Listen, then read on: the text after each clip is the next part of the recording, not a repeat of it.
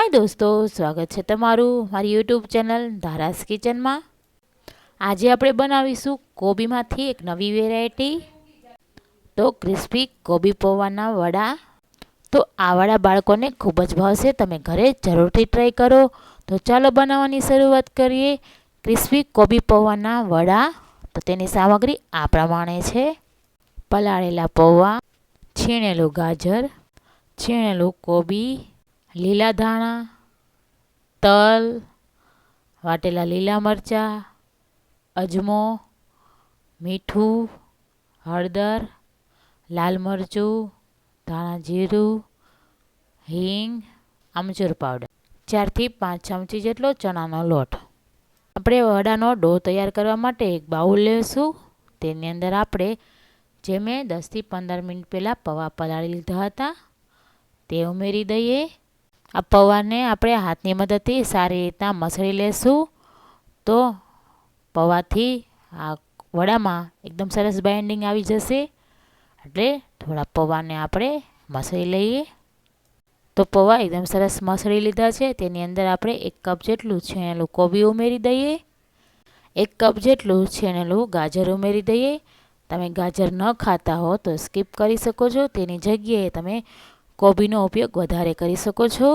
હવે આપણે તેની અંદર 1 કપ જેટલા લીલા ધાણા ઉમેરી દઈએ, 1 ચમચી જેટલા તલ ઉમેરી દઈશું। તલ ઉમેરવાથી વડાની અંદર એકદમ સરસ ટેસ્ટ આવશે। હવે આપણે 1 થી 1.5 ચમચી જેટલા વાટેલા લીલા મરચાં ઉમેરી દઈએ। તમે તમારા પ્રમાણમાં તીખાશ ઉમેરી શકો છો। જો બાળકો માટે બનાવી રહ્યા હો તો ઓછું ઉમેરવું। અડધી ચમચી આમચૂર પાવડર, ગાજર ગળા હોય છે એટલે તેના પ્રમાણમાં આપણે આમચૂર પાવડર બેલેન્સ કરીને ઉમેરવું। અડધી ચમચી અજમો, સ્વાદ પ્રમાણે મીઠું ઉમેરી દઈએ। અડધી ચમચી કરતાં ઓછી હિંગ ઉમેરી દઈએ। અડધી ચમચી ધાણા જીરું, અડધી ચમચી હળદર, અડધી ચમચી જેટલું લાલ મરચું।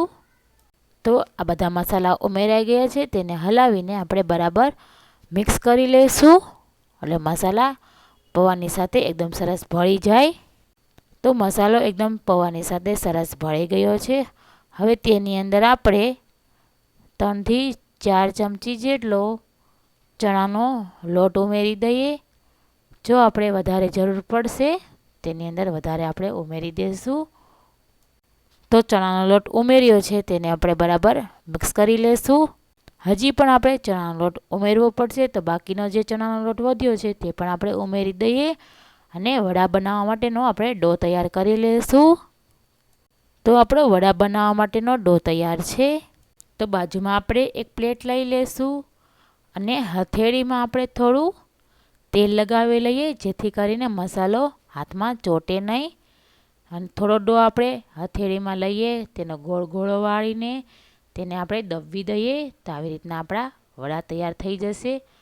બાકીના વડા આપણે તૈયાર કરી લઈએ। તો આપણા બધા જ વડા તૈયાર છે। હવે આપણે તેને તળી લેશું। તો મેં એક નોનસ્ટિક પેનમાં પહેલેથી જ તેલ ગરમ કરવા મૂકી દીધું હતું, તે તેલ ગરમ થઈ ગયું છે। હવે આપણે ગેસની ફ્લેમને થોડી લો કરી દઈશું। તેની અંદર આપણે એક એક કરીને વડા ઉમેરી દઈએ। તો આપણે 3 થી 4 જેટલા વડા ઉમેરીશું, જેથી કરીને આપણે ફેરવવામાં એકદમ સરળતા રહે। ગેસની ફ્લેમ હાઈ નથી કરવાની। જો તમે હાઈ ફ્લેમ ઉપર આ વડાને તળશો તે ઉપરથી તો તે ક્રિસ્પી બની જશે, પણ અંદરથી કાચા રહેશે। એટલે આપણે લો ફ્લેમે જ તેને તળીશું, તો તે એકદમ સરસ ક્રિસ્પી બને। તો એક સાઈડ વડા ગોલ્ડન બ્રાઉન કલરના થાય પછી જ તેને ફેરવીશું। તો એક સાઈડ વડા તળાઈ ગયા હશે, તેને આપણે ચેક કરી લઈએ। તેને આપણે બીજી સાઈડ ફેરવી લઈશું। તો તમે જોઈ શકો છો એક સાઈડ આપણા વડા ગોલ્ડન બ્રાઉન કલરના થઈ ગયા છે, તેને બીજી સાઈડ પણ આપણે ગોલ્ડન બ્રાઉન કલરના થાય ત્યાં સુધી તળી લઈશું। તો દોસ્તો આપણે ચેક કરી લઈશું, બીજી સાઈડ પણ વડા એકદમ સરસ ગોલ્ડન બ્રાઉન કલરના થઈ ગયા છે, તમે જોઈ શકો છો। તેને આપણે બહાર કાઢી લઈએ।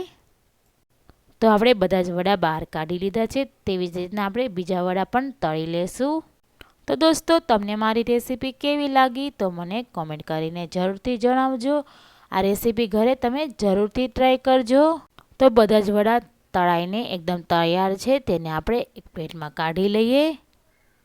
આ વડા તમે બાળકોને લંચ બોક્સમાં ટિફિનમાં આપી શકો છો અને બાળકોને ખૂબ જ ભાવશે. તમે આ વેરાયટી ઘરે જરૂરથી ટ્રાય કરો. તો આ વડા લીલી ચટણી, ધાણા ફુદીનાની અને ટમેટો કેચઅપ સાથે ખાવાની એકદમ મજા આવશે. તો ઉપરથી ક્રિસ્પી અને અંદરથી સોફ્ટ એવા વડા તૈયાર છે. તો દોસ્તો, મારા વિડીયોને લાઇક કરજો, વધુમાં વધુ શેર કરો. મારી યુટ્યુબ ચેનલને સબસ્ક્રાઈબ કરી બાજુમાં આપેલું બેલ આઇકન બટન પ્રેસ કરો, જેથી કરીને મારા વિડીયોનું નોટિફિકેશન સૌથી પહેલાં તમને મળે. હવે આપણે મળીએ આવી જ બીજી રેસીપી સાથે નેક્સ્ટ વિડીયોમાં. તો ત્યાં સુધી બાય દોસ્તો.